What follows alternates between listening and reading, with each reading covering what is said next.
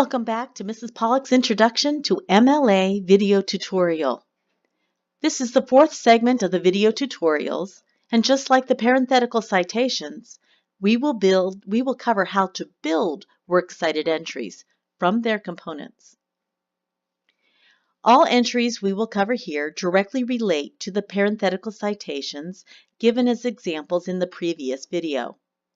I cannot imagine any research paper that would have a list of works cited entries as wide-ranging as these, but they do offer a range of examples. This is important. For every source listed in the in-text citations in the body of your paper, there is an exact corresponding entry in the list of works cited. The parenthetical citation is an abbreviated reference to this list. Your readers should be able to see a complete record for those citations here. As we build each entry, notice that the arrow points to the part of the entry on the table provided by MLA's website. It can be considered a cheat sheet of sorts, as it tells you the order and the ending punctuation. Keep in mind, most entries will not have every single component, but if these are available, they should be present. We will cover these in alphabetical order in which they should appear. Our first example is an entry for a print book. Begin with the author's last name, followed by a comma, and the author's first name and middle name, or whatever is provided on the title page, and end with a period. We skip the title of source because it is an entire book, not a chapter within it. Next is the name of the container.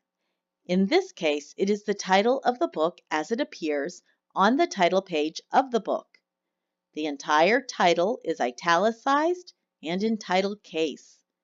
It is followed by a comma. We skip other contributors because that would mean translators, performers, directors, narrators, etc. If you are unsure, consult a teacher or the MLA handbook. We also skip version and number. Move on to publisher, followed by a comma. Always watch the case of the names of publishers. For a book, the publication date is the year in which it is published. It's usually found on the title page, or if it's not there, the copyright page. There is no reason to list location with this book entry, as it is taken in its entirety. Therefore, we are at the end of this entry and can conclude with the final period. This next entry is for an article in a periodical. Remember, periodicals are things like magazines, newspapers, or journals. Again, start with the author's last name, comma, and first name, middle initial, whatever is presented in the byline. Make sure the spelling is correct and end with a period. The title of the source is the title of the article. Start with opening quotation marks and type the title name in title case. This one has a subtitle, which is the part that follows the colon.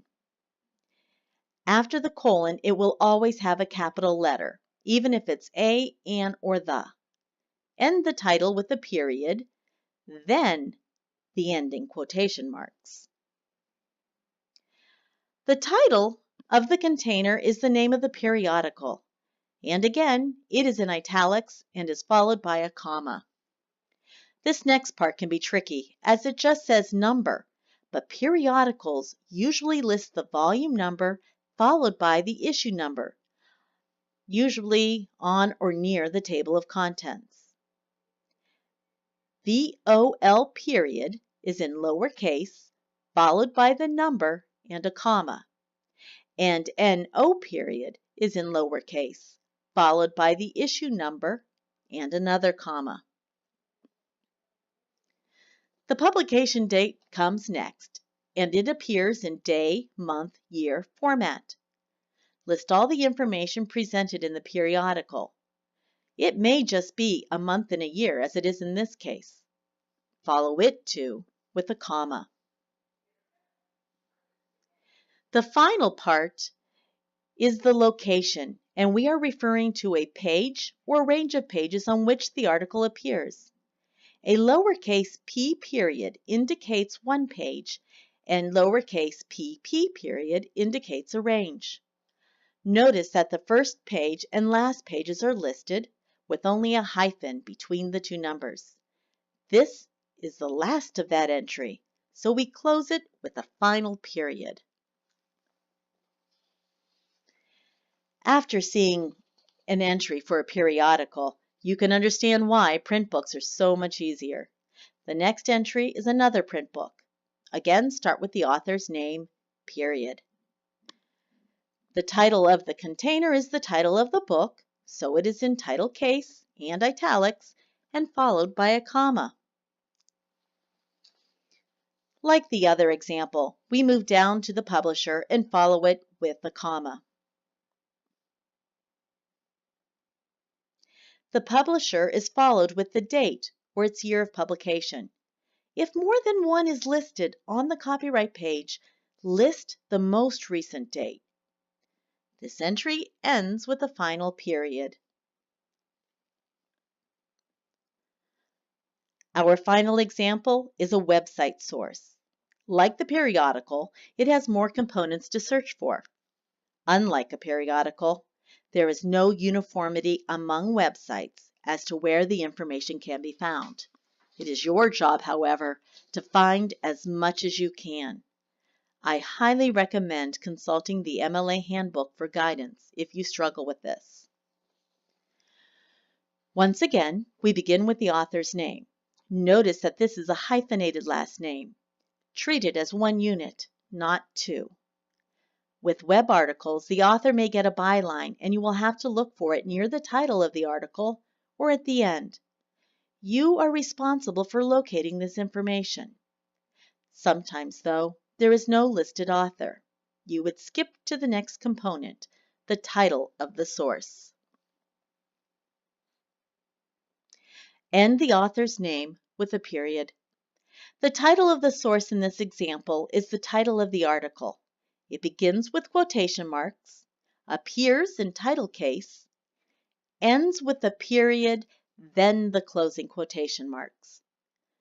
Once again, that period is inside the quotation marks. The title of its container is the title of the website. It's in title case, italics, and is followed by a comma. It can be difficult to find the publication date. Look over the entire web page. In this one, we list the day, month, year, and is followed by a comma. Locations for websites is the URL, its web address. Copy and paste it into the entry and remove the http://. End the URL with a period. Notice that this is not everything. At this point, it is not always necessary, but recommended that you list the date you accessed the website. Like all other dates, day, month, year format, and end with a final period.